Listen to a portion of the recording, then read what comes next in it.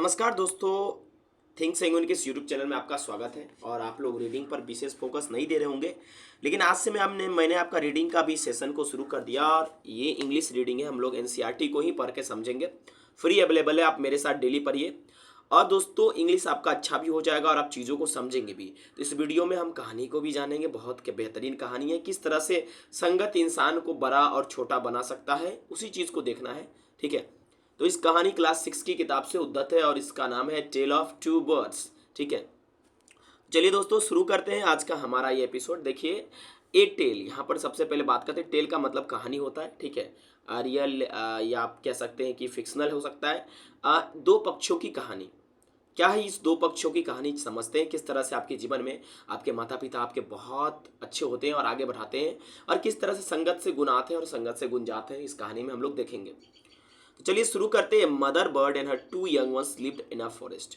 एक मादा पक्षी, मदर बर्ड का मतलब समझिएगा, एक मादा पक्षी एक माता पक्षी जो है अपने दो छोटे छोटे बच्चों के साथ, दो छोटे छोटे यंग वंस के साथ एक जंगल में रहती थी। यहाँ पर पास्ट टेंस का वाक्य है। और यहाँ पर आप देखेंगे लिव माने रहना होता है, लिव्ड उसका V2 V3 बना है, यहाँ V2 का उपयोग किया गया है। और फॉरेस्ट का मतलब जंगल होता है। ठीक है, the mother was killed in a storm, और जो उसकी माँ थी, दो यंग वंस की जो माँ थी, वो एक आंधी में मारी गई। ठीक है, और यंग बर्ड जो थे, the young birds were separated from each other, और जो यंग बर्ड्स थे, जो पक्षी थे, वो उनके दो बच्चे, जो मादा पक्षी के दो बच्चे थे, वो एक दूसरे से बिलग हो गए।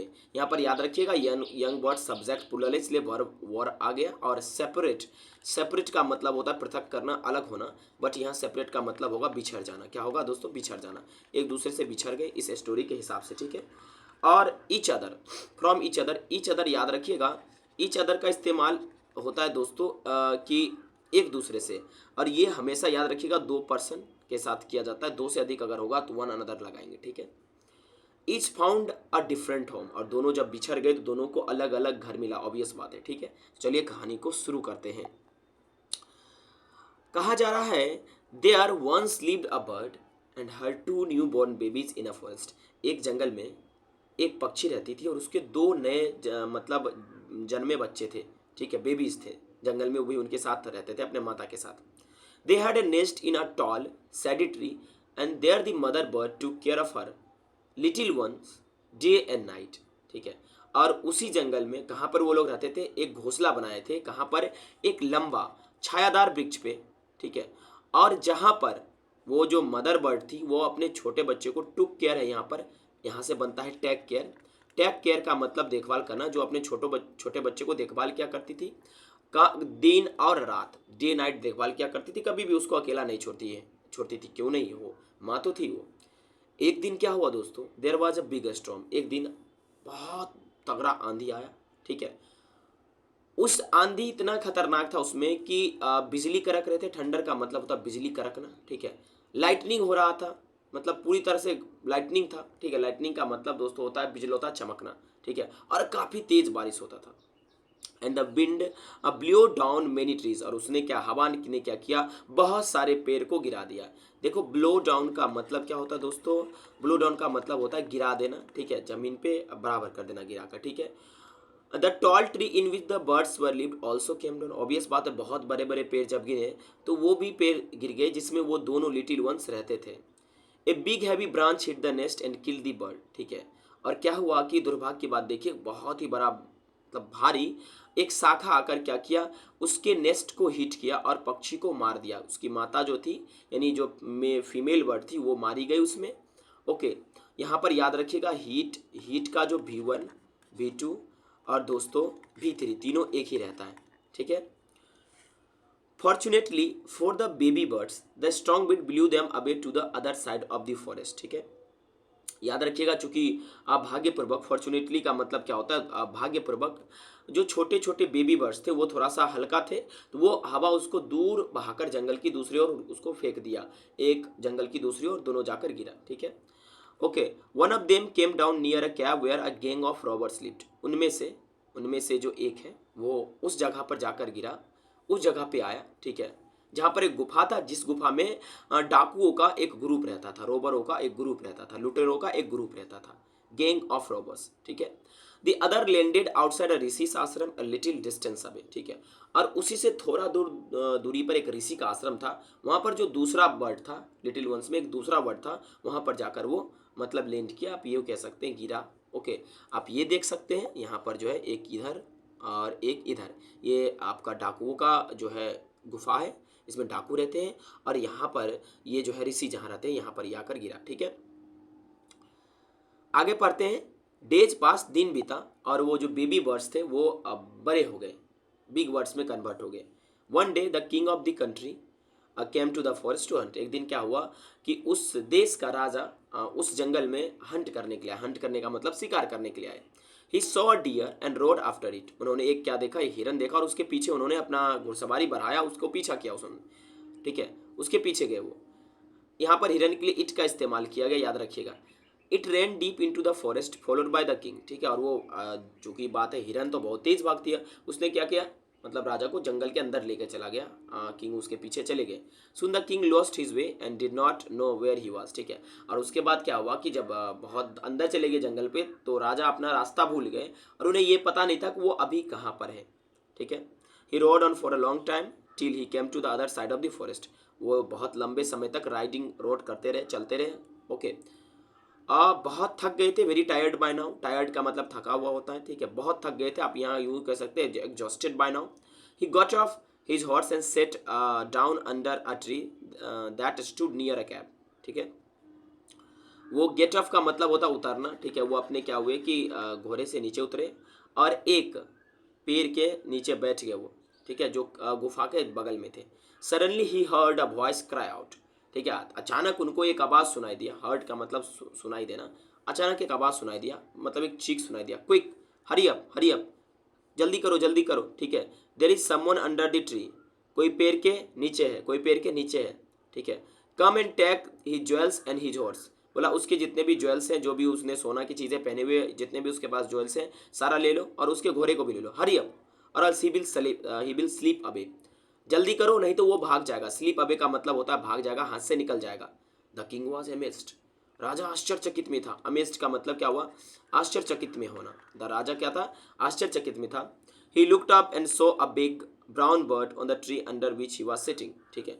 वो निकला, देखा, लुक अप किया, भाई कौन है ऐसा बोल रहा है, ठीक है। तो अचानक उसने एक ब्राउन बर्ड को देखा ट्री के नीचे। ट्री के मतलब जब वो मतलब जहाँ पर बैठे हुए थे, मत याद रखिएगा, ठीक है। उस ट्री पर ब्राउन बर्ड था, वो अंडर द ट्री थी। अगर आप किसी चीज़ के अंदर होंगे, ठीक है, तो उसमें जैसे ट्री के अंदर में आप बैठते हैं जाकर उसके नीचे, तो उसको अंडर द ट्री बोला जाता है, याद रखिएगा, ठीक है। ही ऑल्सो हर्ड अ फेंट noises issuing from the cab, ठीक है। और उन्होंने देखा कि मतलब थोड़ा सा फेंट का मतलब ज़्यादा नहीं, लेकिन थोड़ा थोड़ा आवाज़ आ रहा था, कहाँ से, गुफा से। He quickly get on to his horse and rode away as fast as he could, ठीक है। उन्होंने समस्या को भांप लिया और उन्होंने तुरंत क्या, अपने घोड़े पे चढ़ा राजा ने, ठीक है। और वहाँ से जितना फास्ट होता था उतना पॉसिबल वहाँ से निकल गए, ठीक है। ओके, आगे बात करते हैं। The king was amazed to hear a similar voice again. और राजा फिर से एक आवाज़ सुनकर वो आश्चर्यचकित हो गए।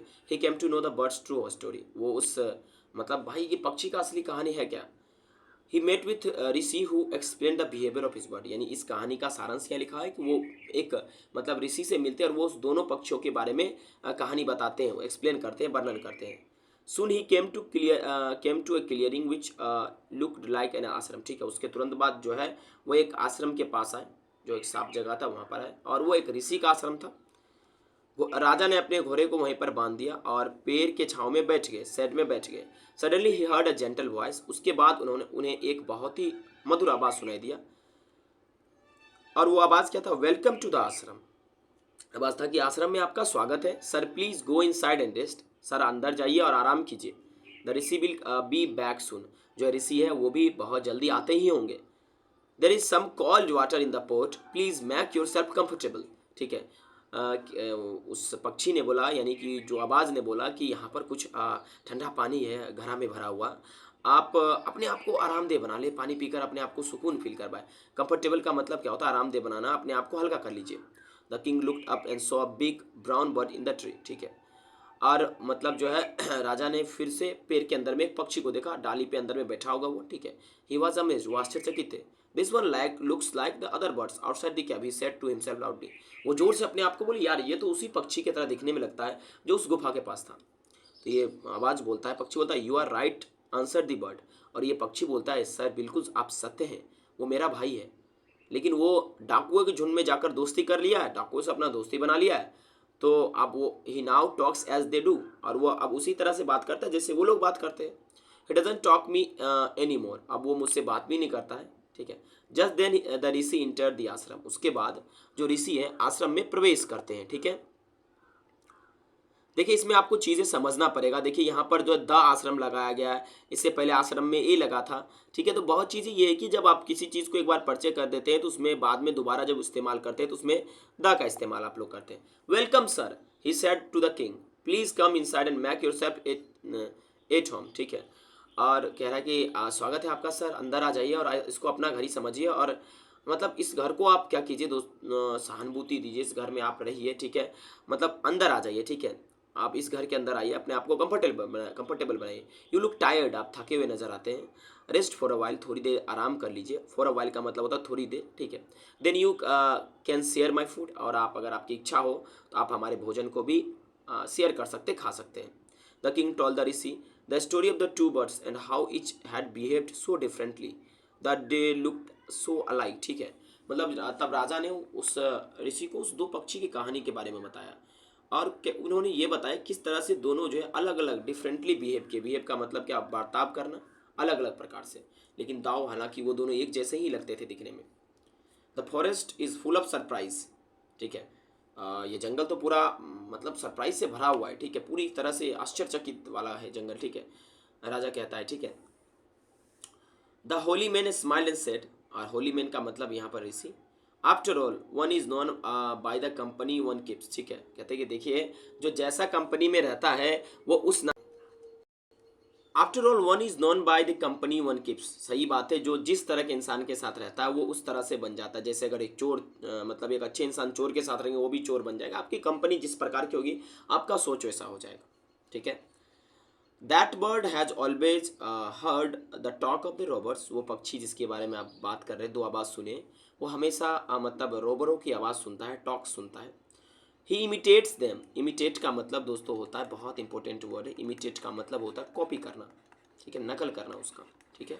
उसने क्या किया, इमिटेट कर लिया उस रोबर को, और उसी के तरह बात करता है कि लोगों को रोब कैसे किया जाए, लूटा कैसे जाए, वही बातचीत करता है।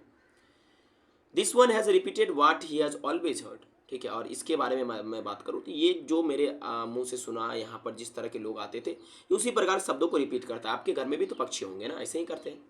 ही वेलकम्स पीपल टू द आश्रम, ये जैसे आवाज़ सुनता है इसलिए क्या करता है, लोगों को आश्रम में वेलकम करता है।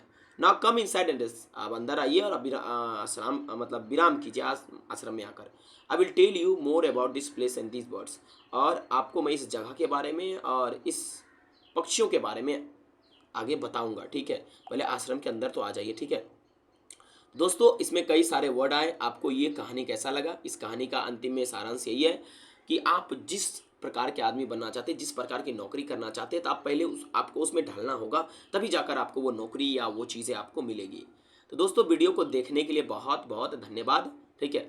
अगर आप चाहते हैं कि इस तरह का वीडियो मैं डेली आपके टारगेट के लिए अपलोड करूँ तो आप प्लीज़ चैनल को सब्सक्राइब कर दीजिए, हम ये करने के लिए तैयार हैं। Thank you.